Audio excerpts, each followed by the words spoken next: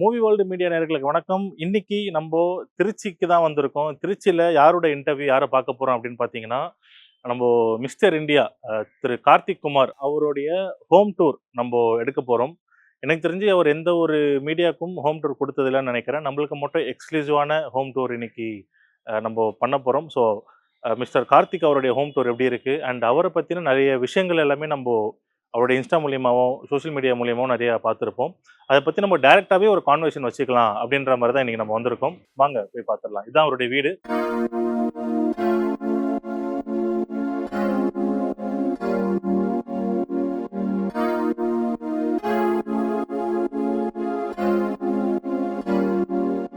வாங்க.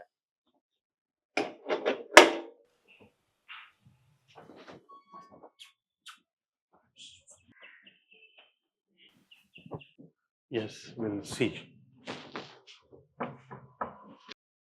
Hi bro. வணக்கம் bro. வணக்கம். எப்படி இருக்கீங்க? நல்லா இருக்கேன். நீங்க? நல்லா இருக்கேன் bro. Thank you for welcoming your home. So first of all thank you for உங்கள் interview. It's my pleasure.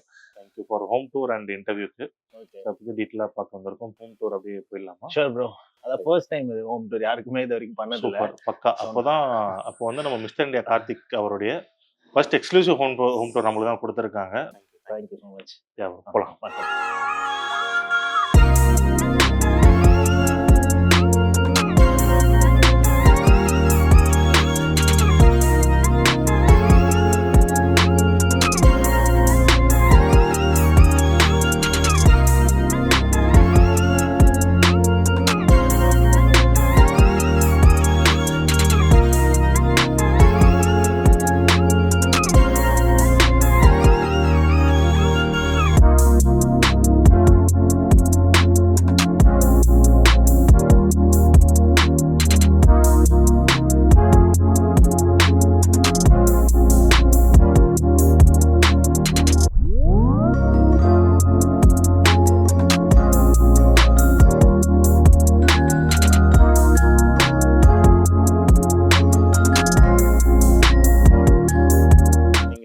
India Karthik அப்படின்னு தெரியும். ஓகே. ஃபுல்லா அது ரிலேட்டடா தான் இருக்கு. இந்த அவார்ட்ஸ் எவ்வளவு அவார்ட்ஸ் இருக்கு அதை பத்தி நம்ம ஃபுல்லா பேசணும். அதுக்கு முன்னாடி ஒரு ஹீரோ சார் அங்க நிக்கிறாரு குட்டியா. அது கஸ்டமைஸ் பண்ணதா நீங்க? குட்டி சார் வந்து ஸ்கூல் போயிருக்காரு. அது ஆக்சுவலி நியூ இயர் அன்னைக்கு மாமாவுக்கு கொடுத்த கிஃப்ட் அது. அதனால சூப்பரா இருக்காரு. அவர் நேம் என்ன? அவரோட இப்பவே வந்து நான் ஹீரோன்னு நினைக்கிறேன். உங்களுடைய ஃபியூச்சர் பிளான் என்ன அவரை பத்தி? இல்ல இப்போதைக்கு நான் இருக்கிற ஆப்பர்ச்சுனிட்டிஸ் எல்லாத்தையுமே அவனுக்கு யூட்டிலைஸ் பண்ணணும். ஏன்னா நான் நிறைய ஆப்பர்ச்சுனிட்டிஸ் மிஸ் பண்ணிட்டேன். ரைட். ஸோ அப்பாவா ஒரு நல்ல ரோல் மாடலா இருக்கணும்னு சொல்லி அவனுக்கு வர ஆப்பர்ச்சுனிட்டிஸ் எல்லாத்தையுமே நான் பண்ணிட்டு இருக்கேன். ஆல்ரெடி 2 ப்ராஜெக்ட்ஸ் முடிஞ்சிருச்சு. ஒன்னு ரிலீஸே ஆயிடுச்சு, பேபி அண்ட் பேபின்னு சொல்லி. ஆமா ஆமா ஆமா அந்த ஆமா தம்பி தான் அது. Oh super super super. Okay. Second project வந்து நெட்ஃபிளிக்ஸ் சீரிஸ் ஒன்னு முடிஞ்சிருக்கு. ஓகே. இன்னும் ரிலீஸ் ஆகல. ரிலீஸ் ஆகல. Right. Arjun Das movie. Oh super. அதெல்லாம் போயிட்டு இருக்கு. ஆமா. அப்போ அடுத்து ஒரு குட்டி ஸ்டார் வந்துட்டு இருக்காரு அப்படின்னு சொல்லலாம். வளர்ந்ததுக்கு அப்புறம் அவன் என்ன டிசிஷன் எடுக்கிறான்றதுதான். சோ அது நீங்க விட்டுருவீங்க. உங்களோட சாய்ஸ் இல்லனா சினிமா தான், இல்ல அப்போட கண்ணோட அப்படின்லாம் இல்ல. ஆமா அப்படிலாம் பண்ண கூடாது. சூப்பர். பக்கா ப்ரோ, பக்கா. அண்ட் மிஸ்டர் தமிழ்நாடு 2017 இருக்கு. அத பத்தி பேசலாம். இது நான் தேர்ட் இயர் படிக்கிறப்போ இது நான் தேர்ட் இயர் படிக்கிறப்போ வாங்கின மிஸ்டர் தமிழ்நாடு டைட்டில். ஆக்சுவலி அந்த இயரே நான் 2 பார்ட்டிசிபேட் பண்ணியிருந்தேன். 2 காம்படிஷன். ஒன்று வந்து ஸ்டீல்மேன் ஆஃப் தமிழ்நாடுன்னு ஒன்று, இன்னொன்று வந்து மிஸ்டர் தமிழ்நாடுன்னு ஒன்று. அதோட ட்ராஃபி இது.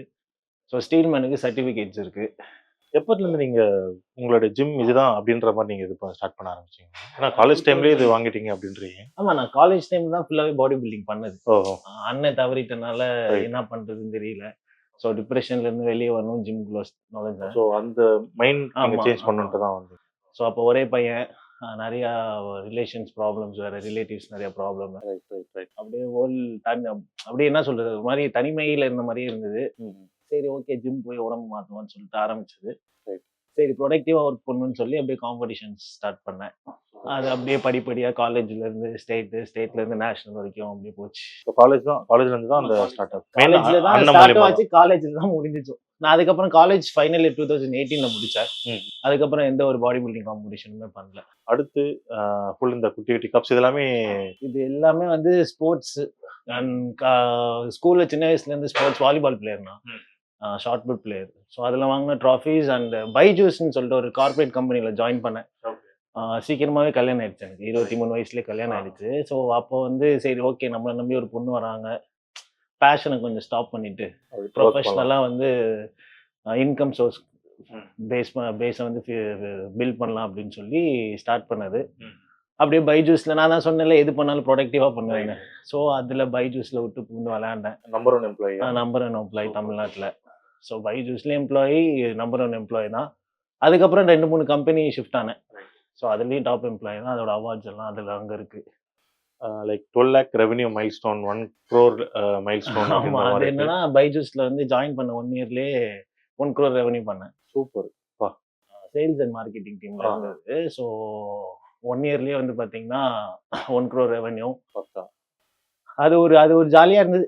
ஏன்னா நல்லா ஒர்க் பண்ணிட்டு இருந்தோம், மோட்டிவேஷனாகவும் இருந்தது, காசும் வந்தது. இப்போ பாடி பில்டிங்னு வச்சுக்கோங்களேன், பாடி பில்டிங்க்கும் கார்பரேட்டுக்கு என்ன டிஃப்ரெண்ட்னா, பாடி பில்டிங் என்னோட பேஷன். அதில் என்னோட காசு நான் அழிச்சிட்டு இருந்தேன். நீங்களே தான் இன்வெஸ்ட் பண்ணணும். ஆமாம், நான் தான். ஸ்பான்சர்ஸ்லாம் நான் கேட்கவும் மாட்டேன். ஸோ நிறைய காசு அழிஞ்சிச்சு. செலவு பண்ண காசுக்கு கிரெடிட்ஸ் கிடைச்சிதா, ரிவார்ட்ஸ் கிடைச்சிதா அப்படின்னு கேட்டால் கிடைக்கல. இது அப்படி இல்லை. நம்மளோட சேல்ஸ் அண்ட் மார்க்கெட்டிங்கோட நாலேஜ் அண்ட் ஸ்கில் செட்டை வச்சு எஃபர்ட்ஸ் போட்டால் நமக்கு நிறைய காசு வந்தது. அது டெய்லி மோட்டிவேஷனாகவும் இருந்தது. அது அப்படியே ஒரு ரன்னாக போச்சு. அதுக்கப்புறம் ஜாயின் பண்ண கம்பெனியும் சேல்ஸ் அண்ட் மார்க்கெட்டிங் தான். சூப்பராக போயிட்டு இருக்கு இப்போ. ஓகே, இப்பயும் ஒர்க் போயிட்டு ஆமாம், லாஸ்ட் 2 இயர்ஸாக நீங்கள் கேள்விப்பட்டிருப்பீங்கன்னு தெரியல. லாஸ்ட் இயர் வந்து வெயிட் லாஸ்லாம் பண்ணி பாடி பில்டிங் முடிச்சுட்டு நான் மாடலிங்கில் வந்தேன். அப்போ மிஸ்டர் இந்தியா மாடலிங்கில் ஒரு ஃபைனலிஸ்ட் ஆனேன். ரைட். அப்புறம் சில நபர்கள்னால அதை என்னால் பண்ண முடியல, ஃபைனலிஸ்ட் ஆகி.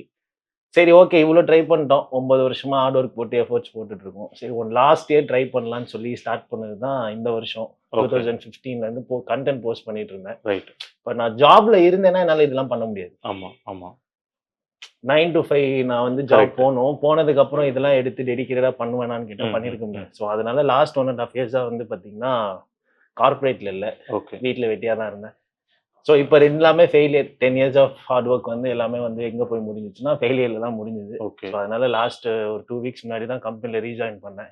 எந்த கம்பெனியில்? பைஜூஸ்லேவா? இல்லை இப்போ பைஜூஸ் தான் க்ளோஸ் பண்ணுற மாதிரி டவுன் ஆயிடுச்சு இல்லையா? ஸோ அதனால இப்போ அபெக்ஸ்ன்னு சொல்லிட்டு ஒரு சாஃப்ட்வேர் டெவலப்மெண்ட். ஓகே. அதோட க்ரோத் மேனேஜர் தமிழ்நாட்டில். சூப்பர் சூப்பர் பக்கா. அதாவது உங்களுடைய இந்த செயல் பார்த்துருப்பாங்கன்னு தெரியல. லைக் காட்டவே அதான் இன்ஃப்ளூயன்சர் அப்படின்ற மட்டும் தான் தெரியும். ஸோ ஆக்சுவலா இன்ஃப்ளூயன்சரே கிடையாது. நிறைய பேர் இப்போ ஆயிடுச்சு இல்ல. அதாவது இங்க என்ன இல்லைன்னா இன்ஸ்டால நிறைய ஃபாலோவர்ஸ் கெயின் ஆயிடுச்சு அப்படின்னா சொல்லுவாங்க. நான் இன்ஃப்ளூயன்சர்ஸ்லாம் கிடையாது. நான் ஜஸ்ட் நார்மல் பப்ளிக் ஃபிகர், இதுதான் நான் அப்படின்னு காமிச்சிட்டு இருக்கிறதுக்கு தான் இன்ஸ்டா. நேரத்துக்கு மட்டும் வாய்ஸ் அவுட் கொடுக்கறது, அது வந்து கொஞ்சம் கொஞ்சமா மாறுது. ஆமா. ரைட். ஸோ இப்போ கரண்டா நீங்க 2 months ஒர்க் ரீஜாயின் பண்ணிருக்கேன். இப்போ நெக்ஸ்ட் December 5th இருந்து இப்போ ஃபுல் ஃபிளெஜ்டா மார்க்கெட்ல இறங்கி ஒர்க் பண்ண ஸ்டார்ட் பண்ணுவேன் டீமோட. அதான். ஸோ இப்போ நீங்க ஆல்ரெடி ஒர்க் பைஜூஸ்ல பண்ணிருக்கீங்க, வேற கம்பெனி பண்ணிருக்கீங்க, கொஞ்சம் பிரேக், மறுபடியும் இப்போ ஜாயின் பண்ணிருக்கீங்க. அங்க உங்களை ரெகனைஸ் பண்ணிருப்பாங்கல்ல? பைஜூஸ் வந்து பாத்தீங்கன்னா தமிழ்நாட்டுல நிறைய பிரான்ச்சஸ் இருக்கு. ஸோ பைஜூஸ்ல நான் ஒர்க் பண்ண டைம் வந்து பாத்தீங்கன்னா 2020 to 2021, 2022. ஸோ அப்ப எனக்கு இந்த அளவுக்கு ஃபேம்லாம் கிடையாது. ஃபிட்னஸ்ல இருக்கிறவங்களுக்கு தெரியும். ஆனா காமனா ஒரு பப்ளிக் ஃபிகரா இப்ப இருக்கிற அந்த பப்ளிக் ஃபோரம்ல கிடைக்கிற அந்த விஷயம் வந்து அப்ப கிடையாது. ஸோ அப்ப தெரிய வாய்ப்பு இல்லை. இப்போ பைஜூஸும் இல்லை. ஸோ இது வேற கம்பெனி. இப்போ இது வந்து நார்த் இந்தியன் கம்பெனி, நொய்டா தான் ஹெட் ஆஃபீஸ். ஸோ தமிழ்நாட்டில் நான் ஒர்க் ஃப்ரம் ஹோம்ல ஒர்க் பண்ணிட்டு இருக்கேன். ஆனால் நான் கிளைண்ட்டை மீட் பண்ண போறவங்க எல்லாருக்குமே எனக்கு தெரியுது. ஓகே, அது கொஞ்சம் உங்க கம்பெனி ஒரு ஆடட் அட்வான்டேஜ் தான். ஆமா, அதனால தான் நான் ரீஜாயின் பண்ணதுக்கு மெயின் காரணமே என்னன்னா, இப்போ இந்த லாஸ்ட் 1.5 yearsல நிறைய விஷயங்கள் ட்ரை பண்ணி ஃபெயிலியர் ஆனாலும் எனக்கு கிடைச்ச ஒரே ஒரு ப்ளஸ் பாயிண்ட் என்னன்னா, அந்த பப்ளிக் ஃபோரம்ல அந்த லைம் லைட், அந்த ஃபேஸ் வேல்யூல. ஸோ இந்த கம்பெனியும் வந்து பாத்தீங்கன்னா நிறைய கிளைண்ட்ஸ்க்கு ரொம்ப யூஸ்ஃபுல்லா இருக்கும். App and website development company. So அது பெஸ்டா இருக்கும். ஸோ அதனால என்ன வந்து ஒரு பிரிட்ஜ் மாதிரி வச்சு கம்பெனியும் கிளைண்ட்டையும் கனெக்ட் பண்ற மாதிரி வச்சு பண்ணிட்டு இருக்கேன். ஸோ நீங்க வேற இது மூலியமா ஃபேம் ஆனது கம்பெனிக்கு. ஆமா, நான் எதிர்பார்த்து பண்ணது வேற, கடைசியில வேணாம் நீ கார்பரேட்கே போயிடுன்னு சொல்லி பழையபடி நம்ம அமெரிக்காக்கே போயிடலாம் சிவாஜி. இது தெரிஞ்சிருந்தா நான் வந்து இதெல்லாம் நுழைஞ்சிருக்க மாட்டேன். அடுத்து வந்துட்டு அங்க ஒரு அவார்ட்ஸ் இருக்கு, இது நினைவு பரிசு. ஆமா, இது சிலம்பம் ப்ரோ. இது சிலம்பத்துக்கு இங்க திருச்சியில ஒரு ஆர்கனைசேஷன்ஸ் இருக்கு, சிலம்பம் இருக்குல்ல. ஆமா, அந்த ஆர்கனைசேஷன்ஸ் வந்து சீஃப் கெஸ்டா கூப்பிட்டுருந்தாங்க, அதுக்கு போனது. ஸோ அந்த மாதிரி இருக்கும், நிறைய ஈவெண்ட்ஸ்க்கு இருக்கு. இந்த பின்னாடி எல்லாம் ஒளிஞ்சிருக்கு பாருங்க. இது ஃபேம் வர வர அந்த டைம்ல லைம்லைட்ல இருக்கிறப்போ ஈவெண்ட்ஸ்க்கு கூப்பிடுறது. அதுதான். இவங்க அப்படி போட்டோஸ் இருக்கு. யாரு? இது தாத்தா, இது பாட்டி, அம்மாவோட அப்பா, அம்மாவோட அம்மா. ஸோ எங்களோட குலதெய்வமே இவங்க தான் வச்சுக்கோங்களேன். ஸோ இதுதான். நான் அப்பா வீட்டு சைடு அவ்வளோ அட்டாச் ஆக மாட்டேன். எனக்கு எல்லாமே வந்து எங்க தாத்தா தான். நிறைய இன்டர்வியூலையும் சொல்லியிருக்கேன். வீடு பேர்ல இருந்து நான் என்ஜிஓ ஒன்று ஸ்டார்ட் பண்ணியிருக்கேன். நான் ரெஜிஸ்டர் பண்ணியிருக்கேன். அதுல இருந்து எல்லாமே தாத்தா பேர்ல தான் ஸ்டார்ட் பண்ணுவேன். எங்களோட காட்ஃபாதர்னு வச்சுக்கோங்களேன். தாத்தா பாட்டி லவ் தான் உங்களுக்கு. ஆமா. அது ரொம்ப தாத்தா நான் பாட்டி வந்து இறக்குறப்போ எனக்கு அந்த வயசு இல்ல. ஒரு 4th ஸ்டாண்டர்டோ ஓகே. அந்த டைம்ல தான் இருந்தேன். தாத்தா வந்து நான் 12th ஸ்டாண்டர்ட் படிக்கிறப்ப இறந்தாரு. அண்ணன், நானு, தாத்தா, தாய் மாமா நாங்கலாம் ஒரு சில் வைப்பான ஒரு ஆளுங்க. அந்த அந்த ஒரு ரிலேஷன்ஷிப் லைக் ஃப்ரெண்ட்ஸ் மாதிரி தான் இருப்பீங்க. ஃப்ரெண்ட்ஸ் மாதிரி தான். 18 வயசுலயே ரெஸ்பான்சிபிலிட்டியா அண்ணன் விட்டுட்டு போனதுனால லைஃப்பை கரெக்டாக லீட் பண்ணி எடுத்துட்டு போனேன். ஏன்னா காலேஜில் ஒழுங்கா படிக்கல. ஸ்கூல்ல ஒரு 85-90% எடுக்கிற ஒரு ஸ்டூடெண்ட் காலேஜ்ல வந்து 60%. அது எதுனாலனா எனக்கு இன்ட்ரெஸ்ட் போயிடுச்சு அதில் படிக்கணும் அப்படின்னு சொல்லி. என்ன படிச்சீங்க? ஈசி பிடெக் ஈசி சாஸ்திரா யூனிவர்சிட்டியில சும்மா பேருக்கு போயிட்டு இருந்தேன். சரி சர்டிஃபிகேட்னு உங்களுக்கு தெரியல, நம்ம ஜென்ரேஷன்ல சர்டிஃபிகேட்னு இருந்தாலே போதும்னாங்களே. அந்த மாதிரி அம்மா சர்டிஃபிகேட் கூட வேணும்லாம் சொல்ல, நீ என் கூடயே இரு. ஃபேமிலி பக்கா சப்போர்ட் உங்களுக்கு? ஆமா, நான் லவ் மேரேஜ் எதுலையுமே எனக்கு ரெஸ்ட்ரிக்ஷன்ஸ்லாம் கிடையாது. நான் சொல்றேன் எல்லாம் சில்லான கேய் தான், எல்லாமே வீட்டில் எல்லாமே சில் தான். ஸோ அதனால எனக்கு எந்த ப்ராப்ளமும் இல்லை. நானா இழுத்து விட்டுக்கிறது தான் இப்போ. ரைட். அதுக்கும் சப்போர்ட் பண்றாங்க. சரி நீ பண்ணுடான்னு சொல்லுவாங்க. ஆனா அவங்களோட முழு மனசு என்னன்னா வேணாம் அப்படின்னு. என்னன்னா நான் பண்ண தப்பு என்னன்னா, நமக்கு வந்து ஃபேமிலி யாருமே இல்லை. அப்பா அம்மா மட்டும்தான், நான் தான் பார்த்துக்கணும். அவங்களோட ஆசை என்னன்னா நான் வந்து அவங்க கூடயே இருக்கணும்.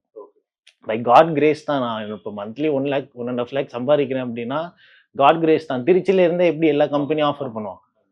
இப்போ பெங்களூர்ல போய் 1.5 lakhs வந்து 5 years எக்ஸ்பீரியன்ஸ் வச்சு நம்மளால ஏர்ன் பண்ண முடியும். ஆனா காட் கிரேஸ் வந்து பாத்தீங்கன்னா எங்க அம்மாவுக்கு என்ன ஆசைன்னா 10,000 ரூபாய் சம்பாதிச்சாலும் நான் அவங்க கூடயே தான் இருக்கும். கண்டிப்பா எல்லா பேரண்ட்ஸ்க்கும் உண்டான ஒரு அது அண்ணன். இப்ப அண்ணன் இருந்திருந்தானா நான் யூஎஸ் அந்த மாதிரி கூட போயிருப்பேன். பிரச்சனை இல்லை. ஏன்னா ஆப்போசிட் என்னோட சைல்ட்ஹுட் ஃப்ரெண்ட் எல்லாமே யூகே எல்லாமே அங்கதான் இருக்காங்க. யூகேல யூஎஸ்ல. நான் எங்கேயுமே மூவ் ஆகாம இருக்கு. இவ்வளவு வருஷமா நான் எங்கேயுமே மூவ் ஆகாம இருந்தது காரணம் என்னன்னா அம்மா மட்டும்தான். ஸோ அதனால மீடியாலையுமே வந்து பாத்தீங்கன்னா மாடலிங்ல இருந்தேன். அப்போ நல்ல எக்ஸ்போஷர்ஸ் கிடைச்சது. ஆனா என்னால அங்க இருக்க முடியல. சென்னை தானே வந்தாரே வாழ வைக்கும். சென்னை நமக்கு ஆப்பர்ச்சுனிட்டிஸ் அங்கே தானே இருக்கு. ஸோ கிட்டத்தட்ட ஒரு 10 வருஷம் கழிச்சு இப்போதான் எங்க அம்மாவை கன்வின்ஸ் பண்ணி நான் போறேன். இத்தனை ஏன்னா 10 வருஷம் ப்ரோ நான் போட்ட எஃபர்ட்ஸ்னா வந்து பாத்தீங்கன்னா எத்தனை பேர் போட்டிருப்பாங்கன்னு தெரியல. ஒன்று பாடி பில்டிங்லேயே வந்திருக்கணும். பாடி பில்டிங்லையும் பாதியிலே குவிட் பண்ணி வந்துட்டு மாடலிங்க்கு மாடலிங்லையும் போயிட்டு நல்லா போயிட்டு இருந்தது. அப்புறம் அதுலேயும் குவிட் பண்ணி கல்யாணம் ஆயிடுச்சு. அதுக்கப்புறம் பையனை மூவியில் நடிக்க வச்சதுக்கப்புறம் சரி அவனுக்கு மீடியாவில் பேக்கப் சப்போர்ட்டாக இருக்கணும்னு சொல்லி மறுபடியும் மாடலிங் கெரியரை ஸ்டார்ட் பண்ணி அதில் ஒரு டவுன்ஃபால் ஒரு நபர்னால. அதுக்கப்புறம் சரி ஓகே மீடியா ஃபுல்லாக இறங்கி வேறு ஒர்க் பண்ணலான்னு சொல்லி இன்ஸ்டாகிராமுக்குள்ள வந்து இந்த மாதிரி கண்டென்ட் போஸ்ட் போட ஆரம்பித்தேன். அதுலேயும் பார்த்தீங்கன்னா டவுன்ஃபால். இது எல்லாத்துக்கும் என்ன ரீசன் ஃபர்ஸ்ட் ரெக்டிஃபை பண்ணுறப்ப தான் தெரிஞ்சிச்சு. ஐடென்டிஃபை பண்ணுறப்ப தான் தெரிஞ்சது நான் இங்கேருந்து எல்லாம் பண்ண முடியல. ஸோ சென்னையில இருந்தா மட்டும்தான் நமக்கு ஆப்பர்ச்சுனிட்டிஸ் இருக்கு. ஏன்னா நம்ம ஆசைப்படுறது மீடியா ஒரு நல்ல என்டர்டெய்னர் ஆகணும், நல்ல சக்சஸ்ஃபுல் பர்சன் ஆகணும். அது திருச்சியில இருந்து எப்படி பண்ண முடியும்? எனி டைம் கூப்பிடும் போது அவைலபிள் ஆடிஷன் அட்டென்ட் பண்ணணும், டக்குன்னு காஸ்டிங் கால் வரும்.